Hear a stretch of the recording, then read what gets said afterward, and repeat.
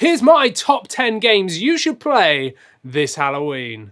Okay, so Halloween is closing in on us, and maybe you like horror games, maybe you like scary games, or maybe you just want something a little bit spooky. So I've tried to compile my top 10 games you should play this Halloween, from not too scary to pretty scary, and there's something for everybody hopefully here. But this list is in no order, so this is just top 10 games. It's not like increasing or decreasing or whatever. But anyway, subscribe and let's get on with it. Okay, so the first game is something you might not be expecting, which is KAO The Kangaroo. And well, Andy, it's not a horror game.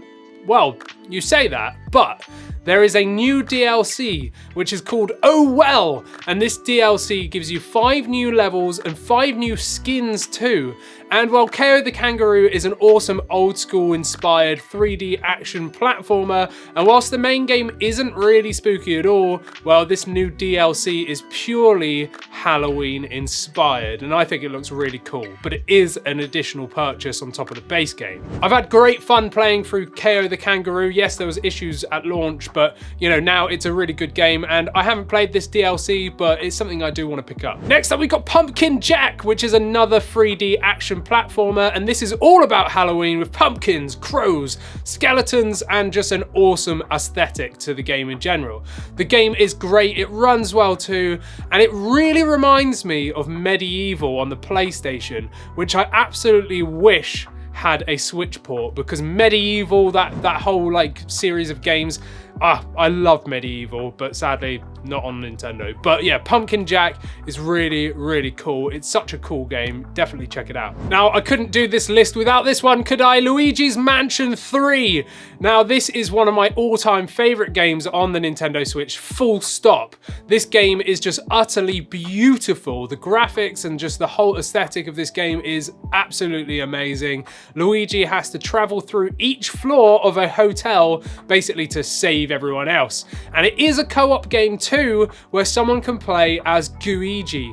Now, I'm only like probably 3/4 of the way through this game still. I haven't played it probably since last Halloween, but I absolutely love this game and I definitely want to finish it off this year. If you haven't played any Luigi's Mansions before, definitely check this one out. Okay, I'm counting this as one game, but it's not. It's actually 2 games, and that is Limbo and Inside. They're both made by the same company, and these are basically 2 indie classics that are absolutely excellent games. They're both side-scrollers where you essentially have to escape from being chased, so you're constantly heading to the right.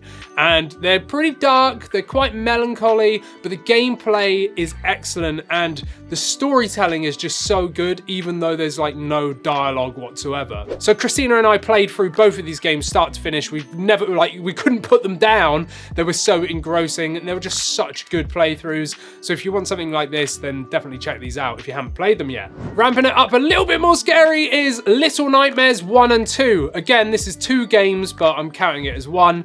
And again, they are side-scrollers, but these are properly eerie games, and they are top tier for gameplay, puzzles, and fear as well, because I was actually on the edge of my seat the whole time. And sometimes I even had to pass Christina the controller so that I could watch because I was too scared. But anyway, I've only completed the first game, and I'm including the second one here too, because the first one is so good that I'm, you know, adamant that the second game is going to be just as good. I own it, but I just haven't had the chance to play through it yet.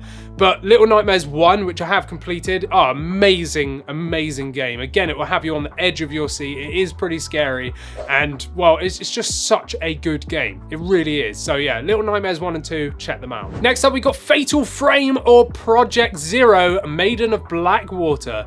Now, I've not actually played this, but I do love the older games, which I've played a couple of. Now, you literally just have a camera and you've got to take photos of everything that's haunting you, essentially. And again, these are quite heavily story-like driven games, and it's just really cool. I'm mainly including this for nostalgia because I loved the old ones back in the day, and I really want to get this Switch version, but at least here in the UK, you can only get them digitally, and I prefer buying physically, so maybe I'll import one from Japan at some point. Don't know. But yeah, anyway, Fatal Frame or Project Zero, check it out. Next up, we've got IKAI, which is set in Japan. It's reminiscent of Fatal Frame or Project Zero that we've just talked about, but this is a first-person horror game about a priestess in a haunted Shinto shrine. There's absolutely no weapons, you just need to survive, so it's more kind of stealthy than the other horror games. So you've got to escape, you know, if you get chased, run. You don't attack, you just go. And it's just really cool. You get to draw like Japanese symbols and stuff. Like it's just really cool. Again, set in a shrine. I've got this physically and it's just a really cool game. Next up, we've got Madison, which is another first-person horror puzzle game inspired by PT, if you know about that. And just like Fatal Frame or Project Zero, you have a Polaroid camera, which is like your main defense for, you know, defending yourself, but also for completing puzzles as well. And it's just another cool, I don't know, I just like these first-person kind of inspired games where you're a bit more defenseless. I find them a bit more scary because you can't do anything. It's not like Resident Evil where you've got a gun or a weapon and you can just shoot.